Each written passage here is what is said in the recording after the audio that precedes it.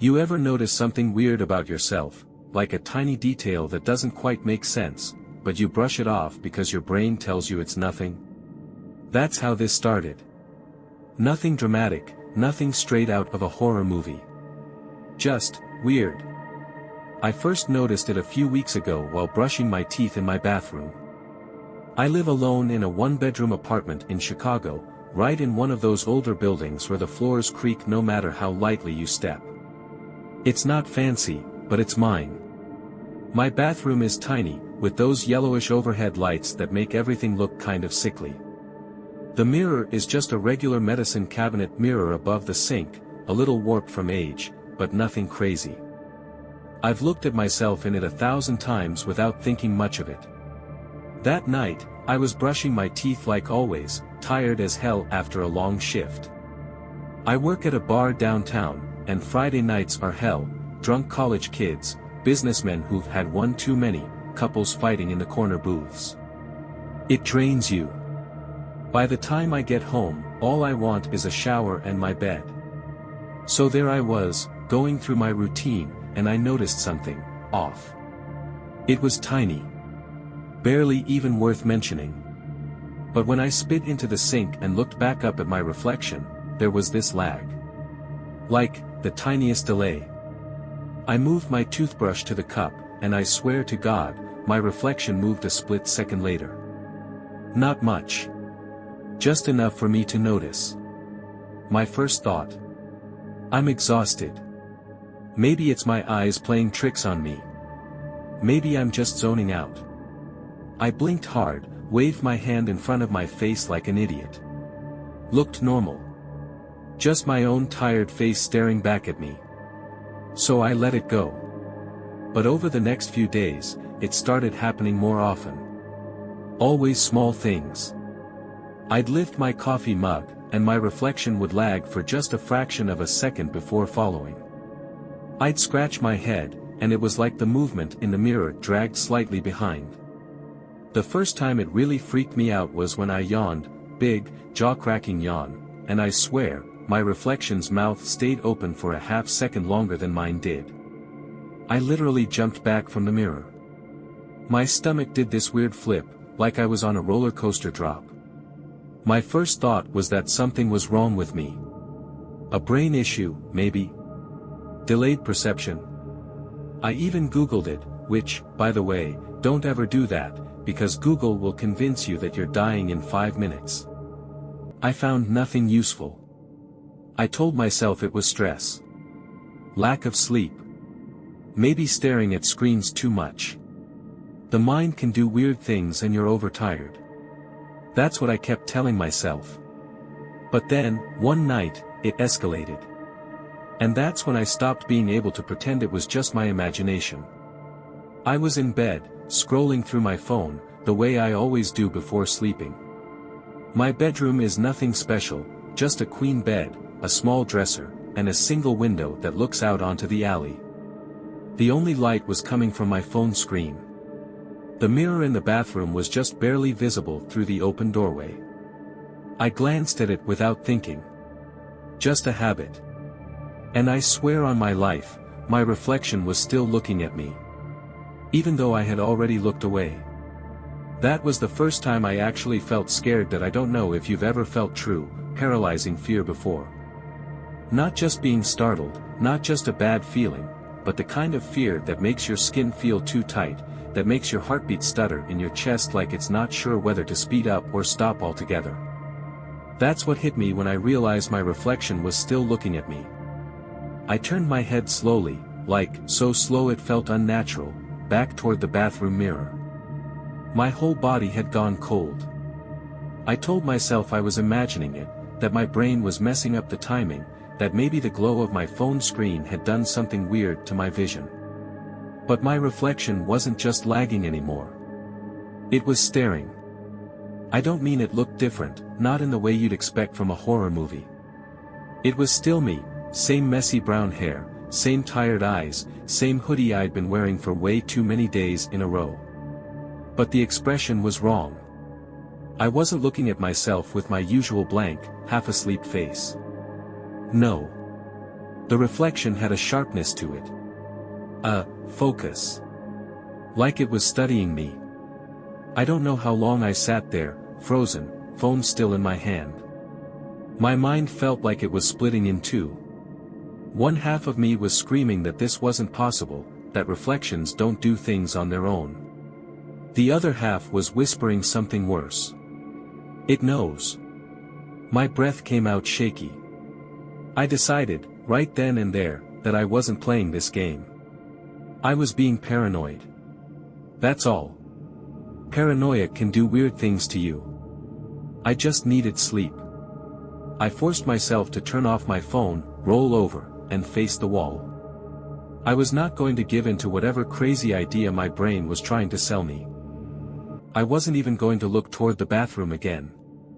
Eventually, I must have drifted off, because the next thing I remember is waking up to something tapping. Light. Rhythmic. Like fingernails on glass. Tap. Tap. Tap. I blinked into the darkness, heart slamming so hard against my ribs it hurt. My brain felt foggy with sleep, but I knew one thing for sure, there was no reason for that sound to be in my apartment. I lay completely still, straining to listen. The tapping stopped. For a moment, there was nothing. Just the hum of my fridge in the next room, the faint city sounds from outside. I exhaled, trying to convince myself I'd imagined it. Then, just as I was about to turn over. Tap. Tap. Tap. I sat up so fast I nearly fell out of bed. My hands clenched the blanket, my pulse a full-on drum solo. It was coming from the bathroom. From the mirror. I didn't want to move. Every single instinct in me was screaming to stay still, to not look. But I had to. I turned my head, slow, terrified, and peered toward the bathroom door. The mirror was barely visible in the darkness. But I swear to God, I saw something move. And then, in the dim light from the street lamp outside, I saw it. A handprint. On the inside of the glass. That's when I grabbed my keys, my phone, and ran straight out of my apartment that I didn't stop running until I was outside. The cold night air slapped me in the face, sharp and real, and for a second, I just stood there, chest heaving, heart slamming against my ribs like it was trying to break free.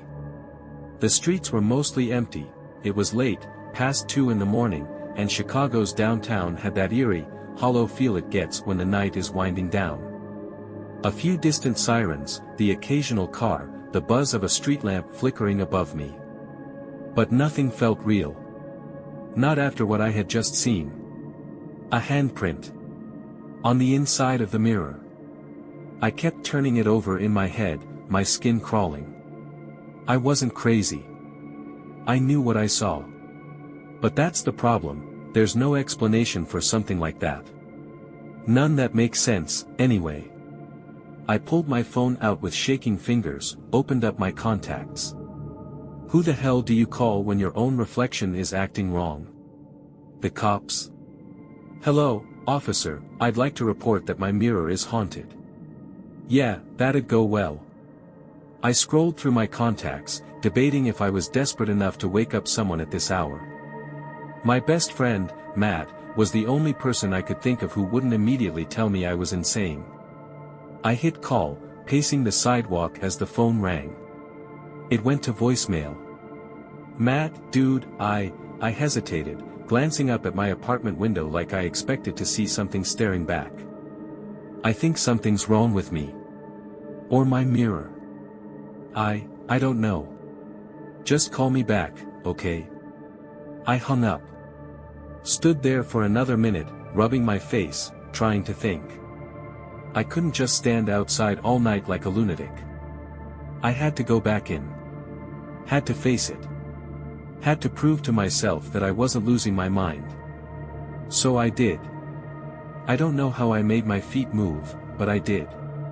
I took the stairs back up to my apartment, every step feeling heavier than the last. My hands were slick with sweat when I unlocked the door. My whole body was tense, every instinct screaming at me to turn around and leave, to sleep at a motel, crash on Matt's couch, anything but go back inside. But I stepped in anyway. The apartment was dead silent. Nothing looked out of place. The bathroom door was still open, just how I left it. The mirror was waiting for me. My stomach twisted. I forced myself forward, step by step, until I was standing just outside the doorway. The light switch was right there. I could flip it on. I could see. I reached out. And then I heard it. A breath.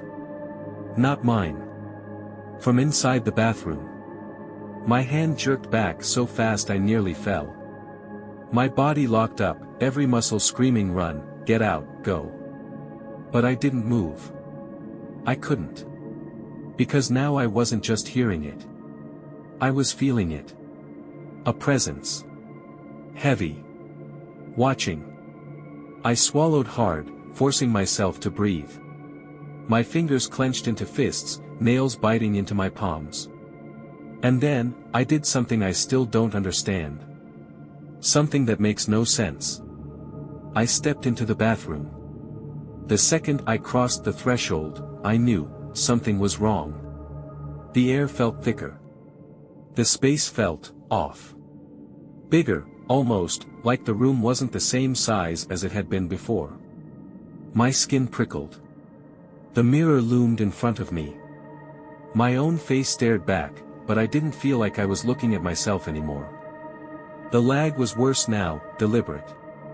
My reflection wasn't just slow, it was waiting. Watching. Letting me see. I took another step. My breath shook. And then. My reflection smiled. I didn't. My stomach dropped. Ice shot through my veins. I stumbled back, crashing into the wall, my breath coming in short, sharp gasps. My reflection's grin stretched wider, too wide, unnatural, and for the first time, I saw something behind it. Not in the mirror. Behind it. Like the glass wasn't a reflection at all. Like it was a window. And something on the other side was pressing against it, grinning at me from the dark. I bolted. I don't even remember running out of the bathroom, don't remember grabbing my keys, don't remember slamming the door behind me. The next thing I knew, I was in my car, parked 3 blocks away, shaking so hard I could barely breathe. I didn't go back. Not that night. And I don't think I can ever go back alone. I spent the night in my car. I didn't mean to, I just couldn't bring myself to go back. I sat there, parked under a flickering street lamp, gripping the steering wheel so tight my knuckles ached, staring at my apartment building like it was a crime scene. I didn't sleep. Every time I closed my eyes, I saw it. That grin. The too wide, not mine grin. And the thing behind it. The thing pressing against the glass. I kept thinking about the handprint. The tapping. The breath that wasn't mine. And the worst part, the part that made my stomach twist every time I thought about it, was the way my reflection had just waited. Like it knew I'd be back. Like it had all the time in the world. By the time the sun came up, I had convinced myself of one thing, I was not going back in there alone. I called Matt again. This time, he picked up. "Dude," he groaned. "Do you have any idea what time it is?" "Matt," I said, and my own voice startled me. I sounded wrecked. Raw. "I need you to come with me. To my apartment." That woke him up. "What? Why? Are you okay?" I didn't know how to answer that. I don't know. Something's wrong with my mirror. Silence. Then, "Are you high?" "No, Matt. I'm serious. Just meet me at the diner, okay? Please." Something in my voice must have convinced him, because 10 minutes later, we were sitting in a rundown diner a few blocks from my place. I was on my second cup of coffee, my hands still shaking, while Matt sat across from me, looking concerned and half annoyed. Okay, he said. Talk. So I told him. Everything. At first, he kept giving me that look, the, "you're losing it, man," look. But as I kept talking, his expression changed. "You're serious," he said finally. I just nodded. Matt exhaled, rubbing his face. "Dude. I don't know what you want me to say. I mean, mirrors don't just do that." "I know," I whispered. "But it did." A long pause. Then Matt sighed, shoved his plate away, and stood up. "Fine. Let's go." The walk back to my apartment felt like marching toward a grave. I kept scanning the windows, half expecting to see my reflection waiting for me. The closer we got, the harder it was to breathe. By the time we reached my door, my hands were shaking so badly I could barely get the key in the lock. Matt put a hand on my shoulder. "Hey. We don't have to do this, man." I swallowed. "Yeah. We do." I pushed the door open. Nothing looked out of place. The apartment was still, silent. Sunlight poured in through the window, making everything look normal. Safe. But I knew better. I led Matt toward the bathroom, every step feeling like I was walking into a trap. He followed, frowning. "Looks fine to me," he muttered.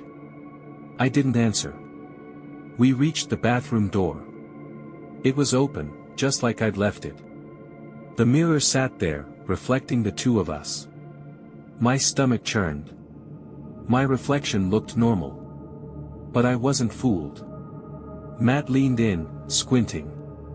"Okay. What are we looking at?" I hesitated. Then, slowly, I raised my hand. My reflection followed. Perfectly. No lag. No delay. Just normal. I exhaled shakily. Maybe it really had been in my head. Then Matt did something that made my blood turn to ice. He stepped in front of me, blocking my view of the mirror. For a second, I could only see the back of his head. And then, I saw my reflection. Still standing there. Even though I wasn't in front of the mirror anymore. It was still looking at me. Still smiling. I shoved Matt back so hard he almost fell. "What the hell, dude?" he snapped. I couldn't speak. Couldn't breathe. My reflection was still there, still staring at me over Matt's shoulder. And then, slowly, it raised its hand. Not mirroring me. Not copying. It waved. And behind it, deep in the glass, something else moved. Something stepping forward. Something trying to get out. That's when every light in my apartment shattered. The sound of the light bulbs bursting sent glass raining down, sharp little explosions echoing through my apartment. Matt shouted, stumbling back, hands flying up to shield his face. My ears were ringing, my brain short-circuiting, but none of it mattered. Because the mirror was moving. Not breaking. Not cracking. Shifting. The surface rippled, like something was pressing against it, stretching it outward instead of shattering it. The glass wobbled, distorted, like a thin sheet of ice about to crack. But it wasn't breaking, it was opening. And something on the other side was pushing through. I grabbed Matt's arm and yanked him out of the bathroom. Go. Go. Go. We bolted. The apartment felt wrong around us, too big, too empty, the air thick and suffocating, like the walls weren't solid anymore. I didn't dare look back. My mind was screaming at me that if I did, if I so much as glanced toward the mirror, I'd see something I could never unsee. We hit the front door at full speed. My shaking hands fumbled with the lock. Matt was swearing under his breath, "Hurry the F*** up, dude." And then the door slammed shut on its own. I felt it. A force, strong and deliberate, slamming it shut. Like something didn't want us to leave. "Nope, nope, nope," Matt was yanking on the doorknob, but it wouldn't budge. The air behind us shifted. A slow, sickening pressure, like something was leaning in. I reached for the deadbolt. And then, from behind us. "Don't go." It wasn't a voice. It was me. My voice. But I hadn't spoken. Matt went stiff. His breath caught in his throat. We turned. The bathroom door was wide open. The mirror, warped. The glass looked melted, rippling outward in waves, stretching into the room like something had crawled through it. And standing in the hallway, between us and the bathroom, was me. Not my reflection. Not a copy. Me. But wrong. It was standing too straight, its limbs just a little too long, its head tilted at a sickening angle. Its skin was pale, too pale, like the color had been drained out. And its mouth. It was still smiling. That wide, stretched, too human, too wrong grin. It took a step toward us. Matt lost it. He let out a strangled yell and ripped the door open. Somehow, suddenly, it wasn't stuck anymore, and we tore out of there. Down the hall. Down the stairs. Out into the street. We didn't stop. Not until we were blocks away, panting, shaking, alive. I turned back once. My apartment window was dark. Empty. But somehow, I knew. The thing inside, the thing that looked like me. It wasn't in the mirror anymore. Matt and I didn't talk. We sat in his car, parked in some random lot miles away from my apartment, both of us too shaken to speak. The city hummed around us, distant sirens, headlights flashing past, life moving on like nothing had happened. But something had happened. Something impossible. Something I could never explain. I kept replaying it over and over. The mirror. The way it rippled, like a doorway instead of glass. The way I stepped out of it. The way it had looked at me, not like a copy, not like a reflection. Like something else. Something that had been waiting. And now. Now it was loose. The thought made my stomach churn.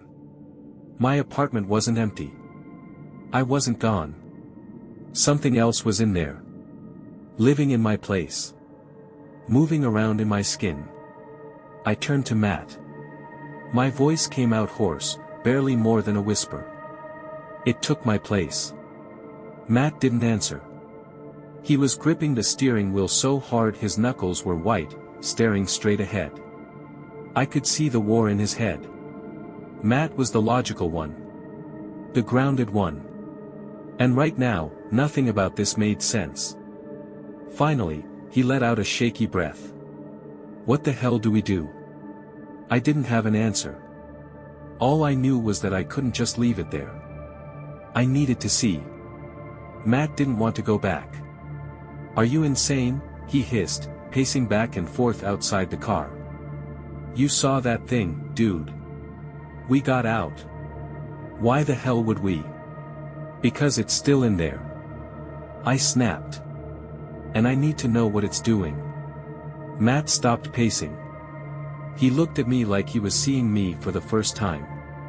"You think it's, what? Pretending to be you?" I swallowed hard. The thought made my skin crawl. "I don't know." We stood there for a long time. Then Matt sighed, dragging a hand down his face. F asterisk asterisk asterisk.